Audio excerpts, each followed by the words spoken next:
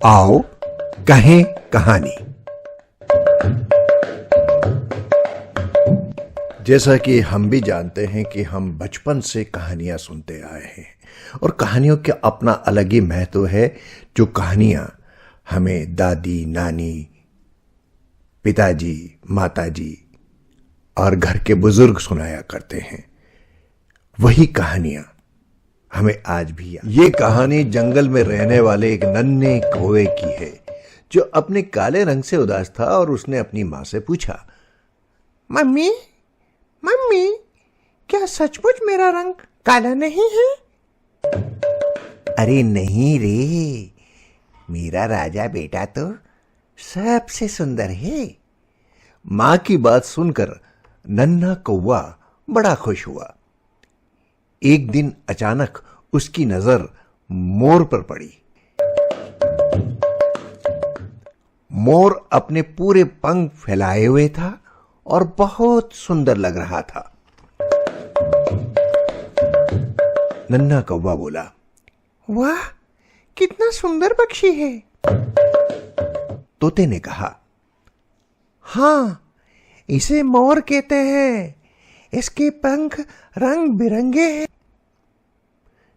नन्हा कौवा बोला, क्या सचमुच ऐसे रंग बिरंगी पंखों वाले पक्षी सुंदर होते हैं? तोते ने कहा, हाँ बिल्कुल होते हैं। नन्हे कौवे ने सोचा कि क्यों ना उसके भी ऐसे ही पंख हों। नन्हा कौवा अपनी मां से बोला, मम्मी मम्मी, मुझे भी मोर जैसे पंख खरीद कर दो ना। मम्मी ने पंख के लिए मना कर दिया। अब नन्हा कौवा उदास हो गया। अब वो क्या करे? आखिर उसने तय किया कि मोर से क्यों ना बात की जाए। नन्हा कौवा मोर के पास जाकर बोला, मोर अंकल, आप अपने पंख मुझे दे सकते हो? मोर ने कहा, क्यों चाहिए मेरे पंख? मुझे भी सुंदर बनना है। मोर ने नन्हे कौवे को समझाया कि सुंदरता आर्टिफिशियल नकली चीजों से नहीं होती, मगर नन्हा कौवा तो जिद पर अड़ा था। मोर बोला, ठीक है, अगर तुम जिद पर अड़े ही हो तो ये लो मेरे पंख। नन्हा कौवा बोला, थैंक्स मोर अंकल। नन्हा कौवा मोर के पंख लेकर आया और गोंद लगाकर अपने शरीर पर उन्हें चिपका दिया। अब नन्हा कौवा मोर के पंख लगाए घमंड से भरकर जंगल में घूमने लगा।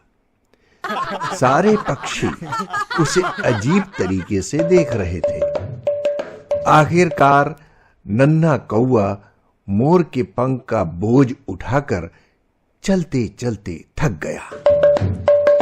नन्हा कौवा, कितने भारी है ये पंख, मैं तो थक ही गया। अब इन पंखों को कैसे हटाऊं?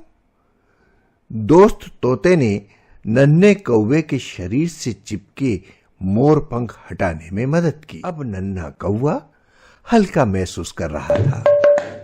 सारे पंछियों ने उस नन्हे कौवे को कहा, तुम तो वैसे ही सुंदर दिखते हो, तुम्हें नकली पंख लगाने की जरूरत नहीं।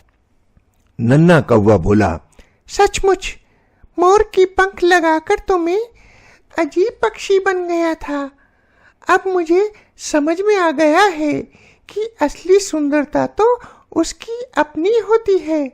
किसी की नकली सुंदरता को अपने ऊपर लगाने या उसे रखने से सुंदरता बढ़ती नहीं है। अब यह बात मेरी समझ में आ गई है। इस तरह से उस नन्हे कौवे ने समझ लिया कि असली सुंदरता उसकी अपनी ही भीतर की सुंदरता है, किसी और नकली सुंदरता को अपने ऊपर लगाने से नहीं है। तो इस कहानी से हम यही सीखते हैं कि हमें आवरण वाली जिंदगी, नकली आर्टिफिशियल चीजों के इस्तेमाल करके सुंदर बनने की जिंदगी से दूर रहना चाहिए और अपनी मन की सुंदरता को बरकरार रखना चाहिए।